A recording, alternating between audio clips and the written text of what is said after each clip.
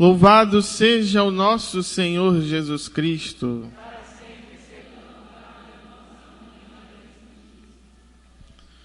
Amados irmãos e irmãs, celebramos o primeiro domingo da Quaresma.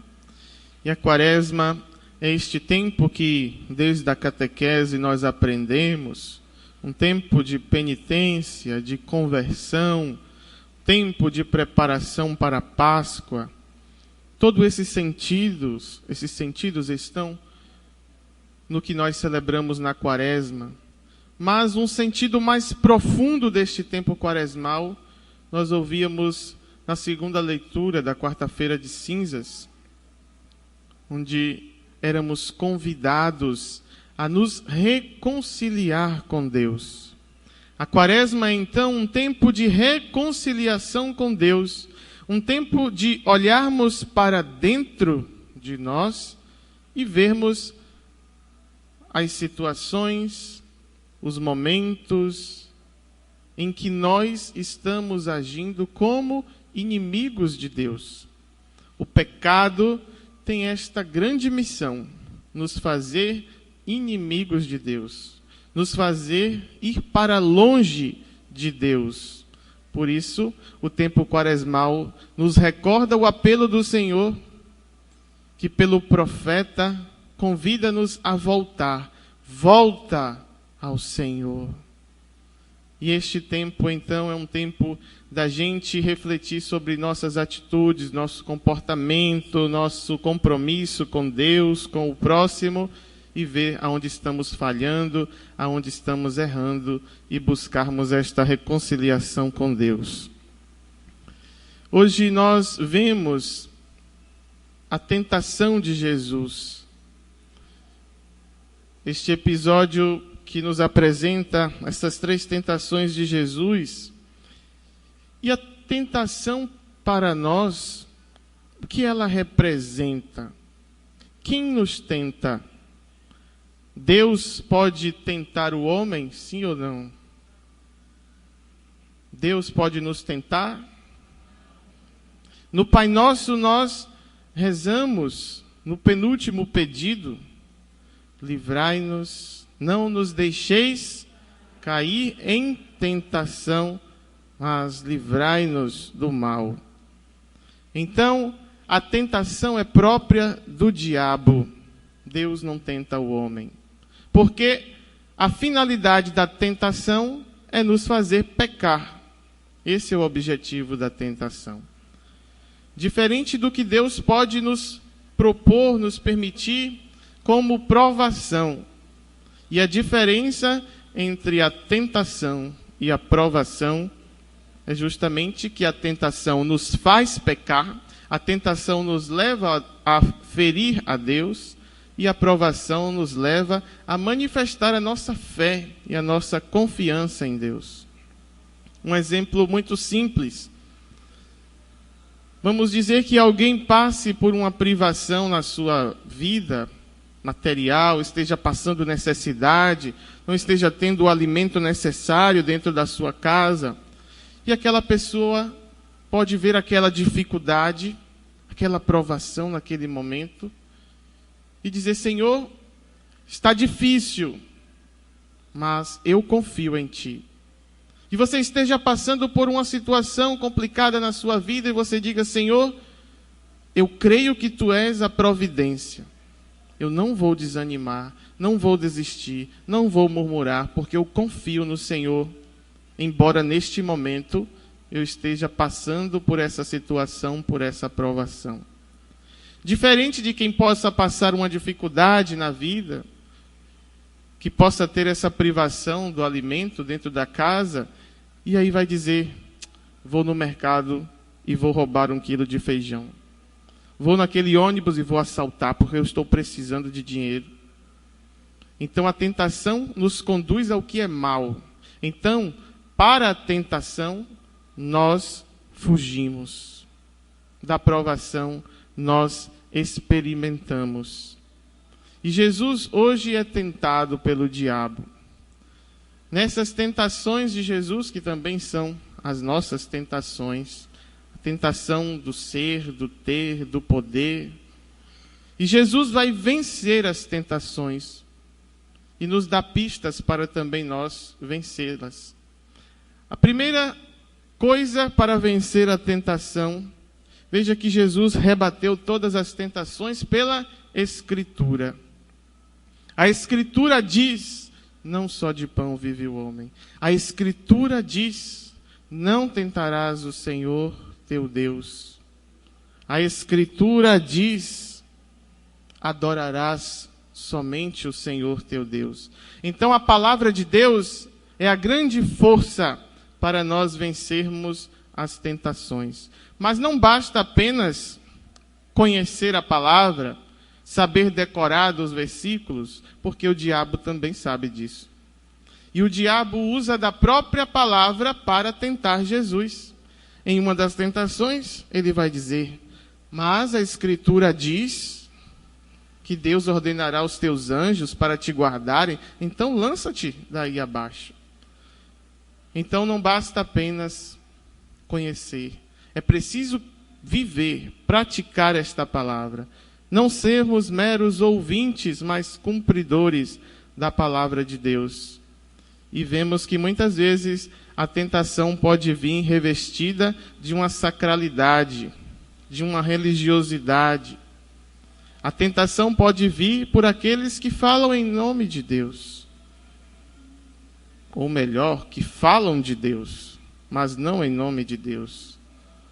E assim, muitas vezes, a nossa porta batem aqueles que, com a palavra, querem roubar de nós a nossa fé. E por não conhecer a palavra e não vivê-la, muitos acabam se deixando levar pela tentação daqueles que falam bonito e estão com a palavra. E dentro da própria igreja também. Se usar da palavra para levar o outro ao pecado. Então, é preciso conhecer e viver da palavra de Deus para vencer as tentações. O outro passo, Jesus vai nos falar, ou melhor, vai viver, vai mostrar 40 dias em oração, jejum e oração. Então a oração é também o grande passo para vencermos a tentação. Santa Teresa d'Ávila nos diz que quem não reza não precisa nem do diabo para tentá-lo. Quem não reza, o diabo não precisa fazer esforço nenhum nessa alma. Então a oração nos une a Jesus, para que nele nós vençamos a tentação. Não somos nós sozinhos que vencemos a tentação. É Jesus que vence. Ele é o vencedor do mal. Nós rezamos para nos unir a Ele, para que Ele vença em nós as tentações. Porque não adianta querer bater de frente com o mal, bater de frente com o diabo, ir de peito aberto. Vamos ser derrotados sempre. O diabo é um ser sobrenatural. O diabo tem uma força que nós não temos. Por isso, sozinhos seremos sempre derrotados. Mas, unidos a Jesus, nós vencemos. Porque é Jesus que vence o mal, não somos nós. Então, nos unimos a Ele para vencer também as nossas tentações. Para vencer também a tentação é preciso resistir a elas. Resistir ao mal. Vai dizer a palavra de Deus. Resisti ao diabo e ele fugirá de vós. O diabo não tem acesso à nossa consciência. Só Deus tem acesso à consciência do homem. Portanto, tudo que o diabo sabe de mim e de você é o que nós apresentamos a ele. Tudo que ele sabe das nossas fraquezas, somos o que nós apresentamos, com as brechas que nós vamos dando para que ele tenha acesso à nossa vida. Portanto, é preciso resistir ao mal. Depois é preciso fugir da tentação, fugir do mal. É uma forma de vencer a tentação, fugindo dela. São Felipe Neri nos diz que na luta contra o pecado vence aquele que foge. É preciso reconhecer que diante do pecado, da tentação, eu sou fraco. Então, se aquele lugar me faz pecar, o que é que eu vou fazer lá? Fujo daquele lugar. Se eu sei que parar para conversar com aquela pessoa, sempre eu vou acabar falando da vida dos outros, o que é que eu vou fazer então, conversando com aquela pessoa? Foge das ocasiões, foge das situações, para que assim também, pela fuga do mal, nós sejamos vencedores das tentações. E por fim, é preciso uma radicalidade, no sentido de uma decisão. Não adianta querer vencer a tentação se eu estou com um pé no pecado e um pé aqui na graça. Se eu estou lá e cá, se eu tenho uma vida que eu busco vários deuses para a minha vida, se eu não estou decididamente consciente da minha opção pelo Evangelho, então é preciso decidir o que eu quero para a minha vida. É essa conversão que o Senhor me chama, a conversão que nós entendemos, não é? Como esta volta ao Senhor. Sempre recordamos, quando se fala de conversão, das placas de trânsito que nos orientam. Conversão à direita, conversão à esquerda, ou seja, é preciso virar, porque se você continuar direto, você vai invadir a pista, você vai bater, você vai provocar um acidente. A mesma coisa o Senhor nos diz, volta para mim, se converte, porque se você continuar andando nessa linha aí, se você continuar com essas mesmas atitudes, esses mesmos comportamentos, você vai se dar mal, você vai morrer, vai perder a vida eterna, vai perecer no pecado. Então é o grande convite para nós, este retorno, esta volta, essa reconciliação com Deus, partindo dessas fugas, dessas resistências, dessa decisão para vencer a tentação e as principais, que é a oração, a vida sacramental, como nos diz São Tomás, a Eucaristia destrói a tentação do demônio em nós. Participar da vida sacramental, a confissão sacramental e a Santa Eucaristia, para que o nosso espírito seja fortalecido pelo Cristo que vence em nós as tentações. Como disse, as tentações de Cristo, ali estão representadas as nossas tentações. E desde o princípio, o inimigo é o tentador e já tentou os nossos primeiros pais no paraíso. E a tentação de Adão e Eva está ligada a esta tentação de Jesus. Veja que o diabo percebeu naquele momento a necessidade de Jesus, que era a fome, estava 40 dias jejuando, e pela fome, pelo prazer, o inimigo vai tentar Jesus. O prazer da comida, que representam os prazeres todos da vida, que nos levam a ceder às tentações. Então ele vai tentar Jesus pela comida, pelo pão. Assim como no Éden, tenta pelo alimento, o fruto da árvore da vida, da árvore proibida. E aí apresenta a Eva o fruto, e Eva vai dizer, não, mas o Senhor disse que não podemos comer do fruto desta árvore. E aí vem a tentação acompanhada da mentira sempre. O que é que a serpente vai dizer lá? Não, vocês não vão morrer. Que história é essa, Eva? Você não vai morrer. Pode comer. Da mesma forma que ele induz Jesus a se jogar do precipício, como se dissesse, não, você não vai morrer, pode cair, pode jogar-se, porque os anjos do Senhor vão te segurar, vão te tomar pelas mãos, está escrito. Então o diabo está o tempo todo apresentando para nós o pecado e a tentação e dizendo, vai, meu filho, você não vai morrer. E nós vimos que Eva foi e morreu. Perdeu a imortalidade, perdeu o céu, perdeu a graça de Deus. Então a mentira está sempre acompanhada de toda a tentação. É a sedução, é a confusão que o inimigo quer fazer. Mas São Paulo nos diz hoje que aquele que crê não será confundido.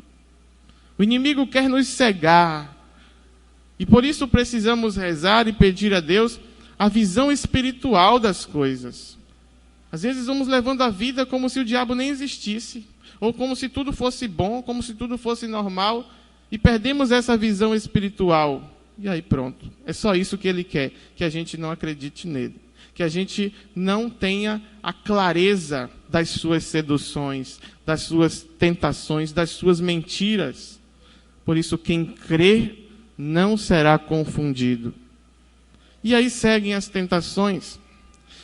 A serpente no Éden vai dizer: não, podem comer, porque vocês serão conhecedores do bem e do mal. Vocês serão como deuses.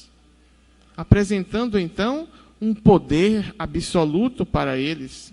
Um domínio sobre todas as coisas. Vocês vão dominar tudo, porque vocês vão conhecer o bem e o mal. Serão como deuses. E para Jesus, no deserto, olha quantos reinos. Você vai ser dono disso tudo.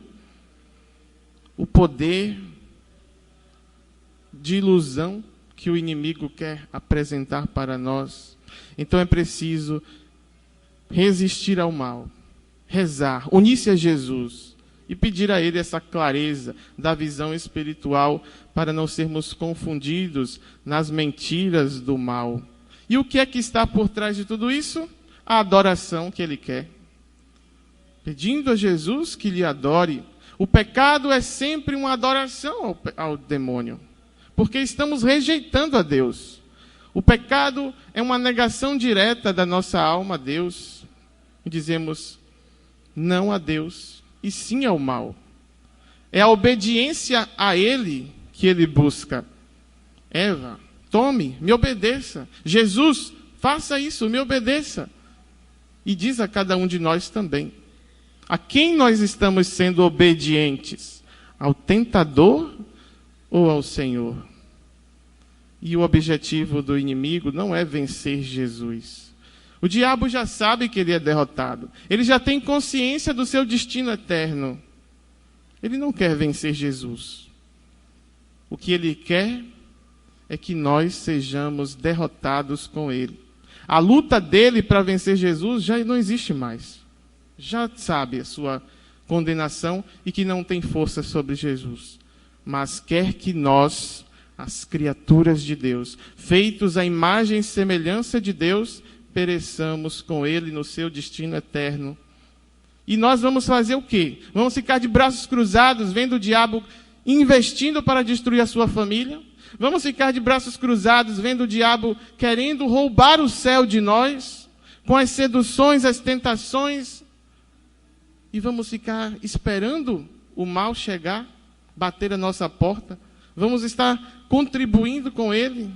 Ou vamos usar as armas que o Senhor nos dá? Os sacramentos, a oração, a escritura, para que sejamos vencedores e vitoriosos em Cristo de todas as nossas tentações. Então, a quaresma é um sacudimento para a nossa alma, dizer, ou você acorda, ou você vai continuar sendo seduzido e levado para o destino eterno com o diabo. Não tem outro caminho. O objetivo do mal é esse. Ele foi ousado para tentar Jesus, imagina eu e você. Então é preciso a gente acordar. E na quaresma nós temos os exercícios também que vão nos ajudar a vencer as tentações e as seduções do mal. As penitências que nós nos propomos a fazer, e quem não escolheu a sua penitência ainda, escolha. Penitência, a mortificação, que vai dominando o nosso espírito, que vai corrigindo o que é nocivo à nossa alma, que vai corrigindo os nossos vícios, que não é simplesmente colocar, vou cortar isso da minha vida, vou cortar o café, é mais além do que isso.